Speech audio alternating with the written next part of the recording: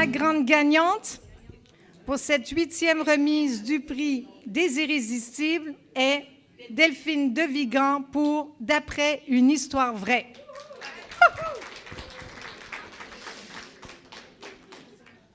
Romancière, réalisatrice française, née le 1er mars 1966 à Boulogne-Billancourt, Delphine de Vigan a publié son livre chez Jean-Claude Lattès en 2015. C'était notre livre le plus long à lire puisqu'il totalisait 479 pages, mais ça se tournait très rapidement et ça se lisait très vite aussi.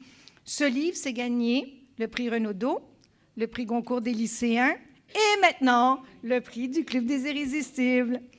Alors, il y aurait eu beaucoup de gens à qui j'aurais pu prendre. Écoutez, c'est un livre qui est quasiment impossible de résumer tellement il y a de choses. Alors, même si ce qu'on vous dit là ne vous dévoilera pas tout, je commence, membre de Laval-Vimont.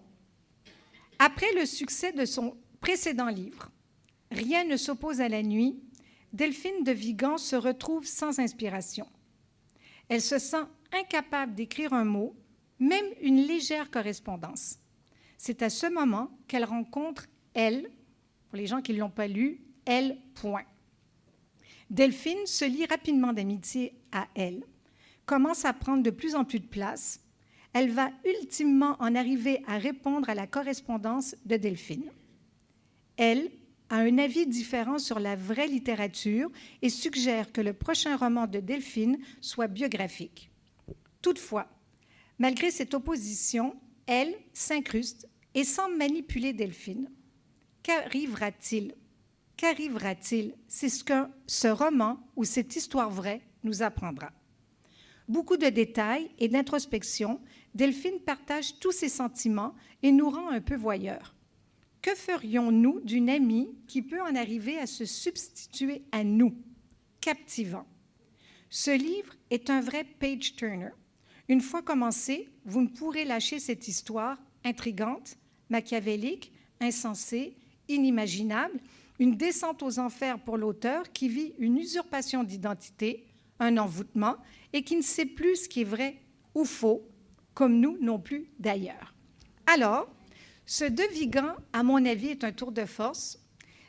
Pour ceux et celles qui l'ont lu, j'aimerais juste faire un petit sondage et savoir qui, sans que vous dévoiliez quoi que ce soit, qui a pu soupçonner la fin?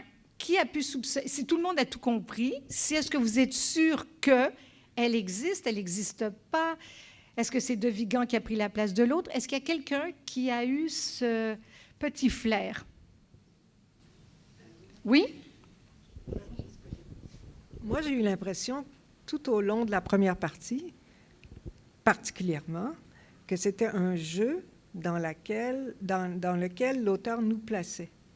C'est-à-dire qu'on surveillait avec attention le progrès de la relation entre les deux femmes, mais en même temps, quand la discussion s'enclenchait sur qu'est-ce qui est la bonne littérature, c'est-à-dire est-ce que c'est la fiction pure, ce que défendait Delphine, ou la fiction, le récit biographique que prônait l'ami, alors là, ça me mettait une puce à l'oreille parce que je me disais probablement que ce débat-là, c'est celui que veut nous faire vivre l'auteur en lisant le roman.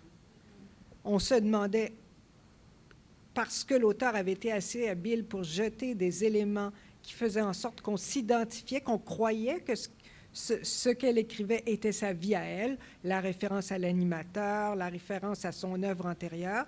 Tout ça, à mon avis, c'était comme des petites roches du Petit Pousset, mais dans le fond, ça ne menait nulle part. Pour moi, c'est simplement une superbe machine qui nous donnait l'impression qu'on vivait du vécu en construisant une super belle fiction.